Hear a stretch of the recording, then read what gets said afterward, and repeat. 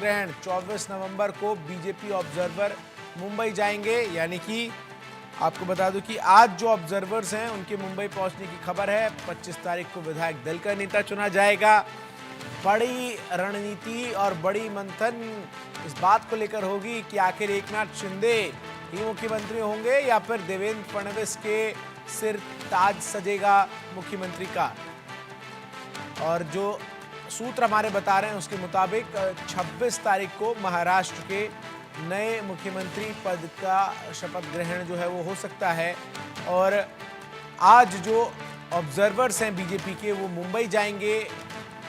बैठक महायुति के तमाम नेताओं की भी होनी है, शीर्ष नेतृत्व की, जिसमें एकनाथ शिंदे, अजीत पवार और जो केंद्रीय नेतृत्व है बीजेपी का उसकी तरफ से जो ऑब्जर्वर्स नियुक्त किए जाएंगे उनके बीच भी चर्चा होगी।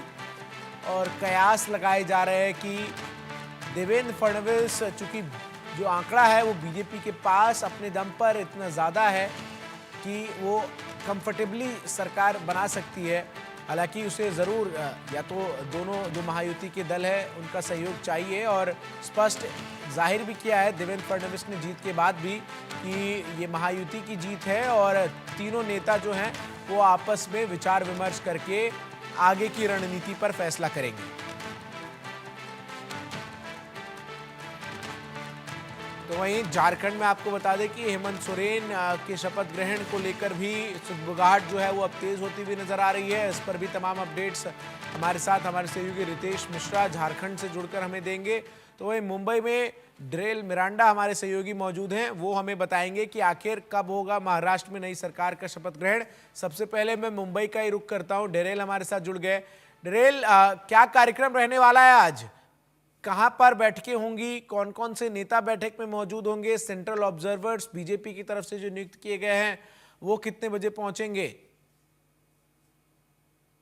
देखिए, अभी जो खबर सामने आ रही है उसके मुताबिक जो दिल्ली से जो सेंट्रल ऑब्जर्वर है वो महाराष्ट्र में आज आने वाले, मुंबई में एक बैठक होने वाली है। लेकिन उसके पहले आज दोपहर को 12 बजे से जो है वो तीनों महायुति के जो घटक पक्ष है, शिवसेना, बीजेपी और एनसीपी, अजित पवार गुट के सभी जो विधायक जो है जो चुन कर आए आज अपने नेताओं की से मिलने के लिए मुंबई आने वाले। दोपहर को 12 बजे वर्षा जो मुख्यमंत्री एकनाथ शिंदे का आवास है वहां उनके शिवसेना के जो विधायक है वो उनसे मिलेंगे। उसके बाद सागर निवास स्थान जो उप मुख्यमंत्री देवेंद्र फडणवीस उनके निवास पर जो है उनकी इधर जो है बीजेपी के जो विधायक चुनकर आए हैं वो उनसे मिलेंगे। तो अजित पवार का जो आवास है जहाँ वो रहते देवगिरी बंगला, यहाँ पर एनसीपी के विधायक जो है दोपहर को उनको मिलने आने वाले हैं। और सभी विधायक और उनके नेताओं की एक आज बैठक होने वाली है। उसी बैठक के बाद जो है तीनों जो नेता है, एकनाथ शिंदे, देवेंद्र फडणवीस और अजित पवार, दिल्ली के जो सीनियर लीडर है उनके साथ एक मीटिंग लेने वाले हैं। और उसमें जो है मुख्यमंत्री पद का चेहरे के बारे में जो है वो डिस्कशन होगा। और उसके बाद ऐसा कहा जा रहा है कि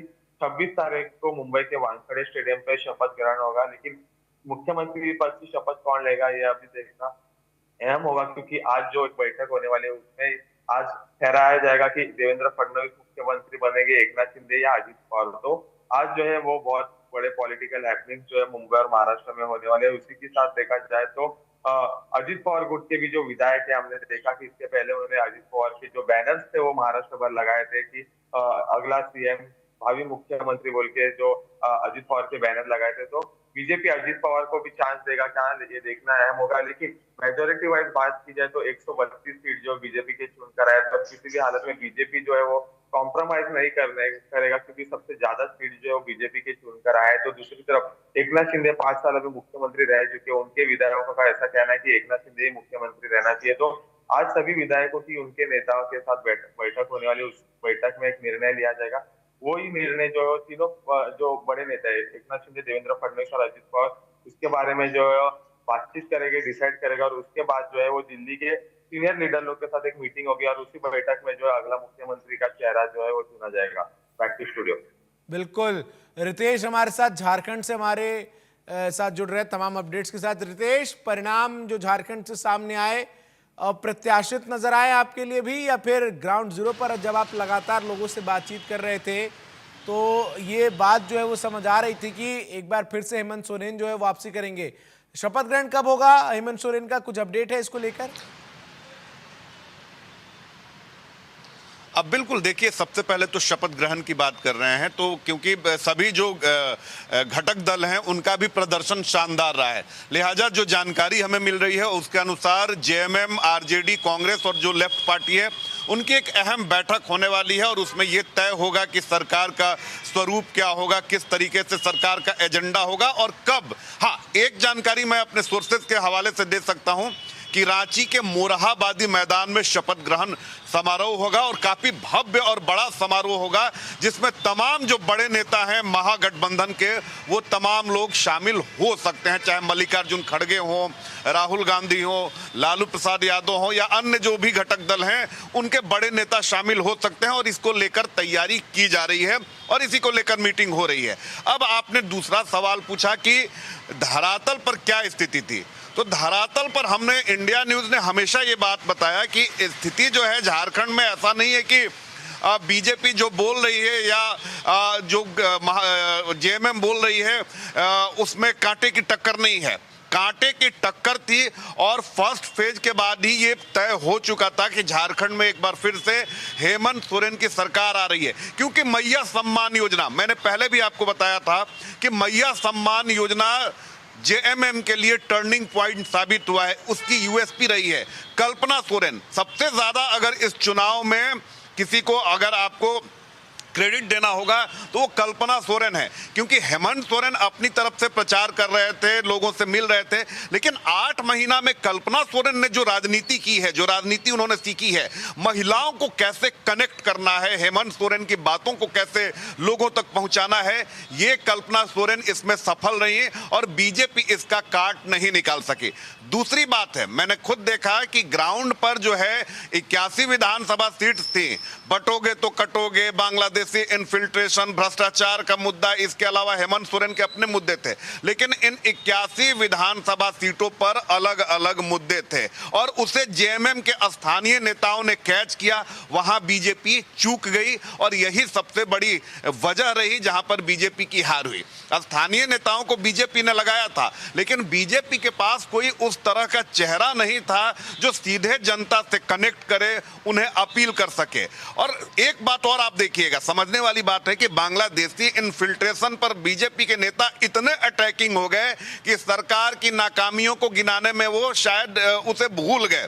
तो आप देखिए कि सिर्फ आप बांग्लादेशी घुसपैठ की बात कर रहे हैं, तुष्टीकरण की बात कर रहे हैं, लेकिन भ्रष्टाचार का मुद्दा जो है वो आपके लिए सेकंड लाइन में हो गया, सेकेंडरी हो गया।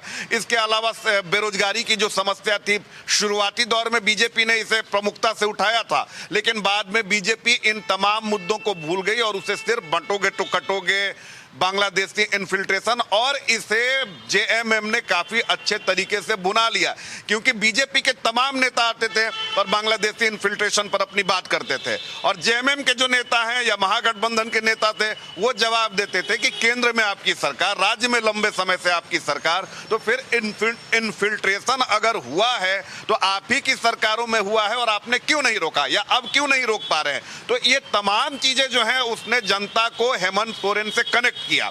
दूसरी बात अगर देखेंगे तो हेमंत सोरेन जब जेल गए और जेल से जब वापस उनकी वापसी हुई तो एक अलग छवि बनी और उनमें लोगों ने शिबू सोरेन को देखा। और शिबू सोरेन राज्य में वो व्यक्ति हैं, तो भले ही बीजेपी माइंडसेट का व्यक्ति हो, वो शिबू सोरेन के प्रति सम्मान, उनके प्रति समर्पण रखता है। आपने देखा भी होगा कि प्रधानमंत्री किसी भी सभा में आए हों, कोई भी उनकी सभा हो, अमित शाह की कोई भी सभा हो, शिबू सोरेन पर बोलने की हिम्मत शायद ही बीजेपी के किसी नेता ने जुटाई। और इसका फायदा आप देखिए कि भाव भंगिमा हेमंत की बदल गई है, शिबू सोरेन की तरह वो दिखने लगे हैं, उन्हीं की तरह दाढ़ी बढ़ा ली है उन्होंने, उन्हीं की तरह उनकी